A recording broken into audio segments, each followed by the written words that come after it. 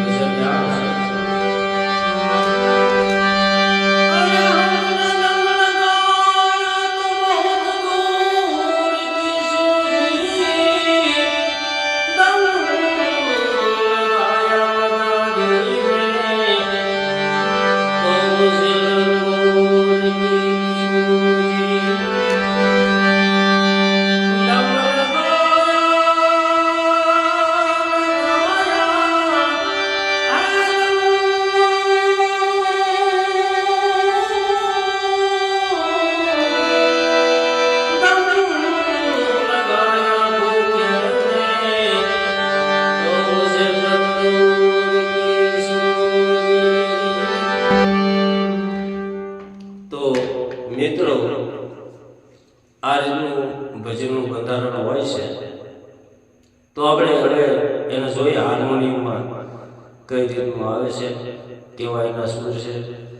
તો તમે જોઈ અને પછી શીખજો મિત્રો।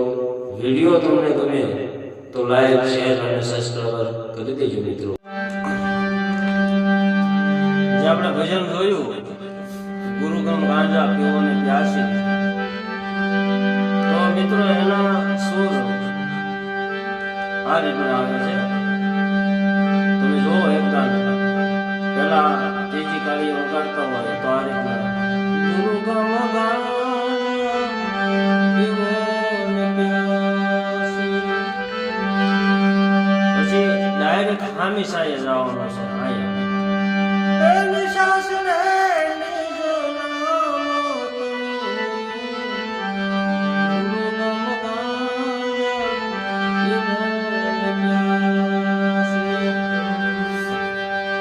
મિત્રો। આને આપણે શા બનાવ્યું તો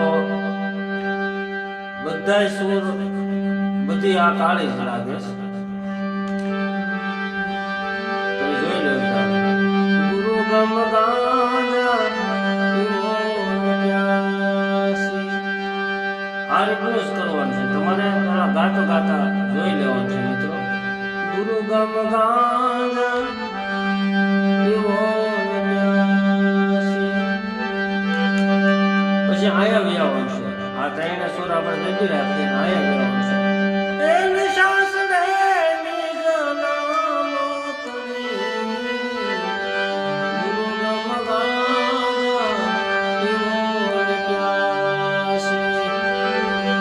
પ્યાસી પુરુષને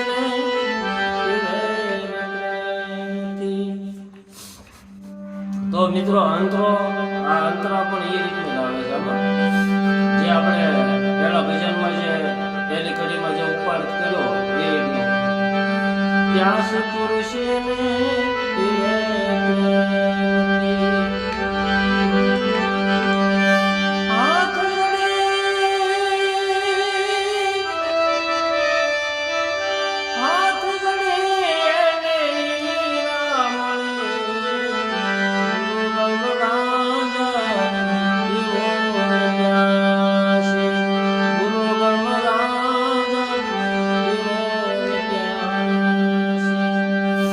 મિત્ર ભજન નો જ્યારે આરો આપણે ગાઈએ ભજન નો પછી સીધો આવી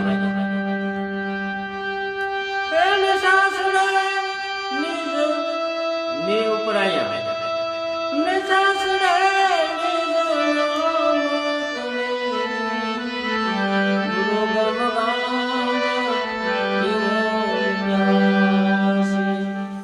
તો મિત્રો આ રીતનું તમે આંગળીઓને ફોલો કરી અને વગાડશો તો તમને આવડી જશે, જલ્દી આવડશે મિત્રો. અને નોટેશનમાં તમે જો શીખતા હોય તો આપણે નોટેશન એનું દેશું એનું કોઈ ઓલો વાંધો નથી, પણ મારું માનવું એવું છે કે તમે આ રીતનું આંગળીઓને ફોલો કરીને વગાડતા શીખો. તમે ઓછામાં ઓછા ખાલી 2 થી 5 ગીત શીખો એટલે બીજા ગીતમાં તમને ઓટોમેટિક ખબર પડી જાય કે ભજનના સૂર તમારા ખાલી ગળા અને હાર્મોનિયમનો સૂર મેચ થાય એટલે મિત્રો તમે કોઈ પણ ભજન કોઈ પણ ગીત વગાડી શકો. એટલે નોટેશન કરતાં તમને સરળ રીત હું શીખવાડું છું મિત્રો, કે ખાલી ફક્ત તમે આંગળીઓને ફોલો કરી અને શીખો, ખાલી ટ્રાય માટે. પછી તમને એવું લાગે તો તમે નોટેશનમાં શીખજો, ફક્ત ટ્રાય માટે મિત્રો. તમને ચોક્કસ આનો ફાયદો થશે. તો એટલા આજના વિડીયો માટે બસ એટલું. તમને મારા વિડીયો ગમતા હોય મિત્રો તો લાઈક કરી, શેર કરી અને સબસ્ક્રાઈબર કરી દેજો મિત્રો. મળીએ હવે નવા વિડીયોમાં.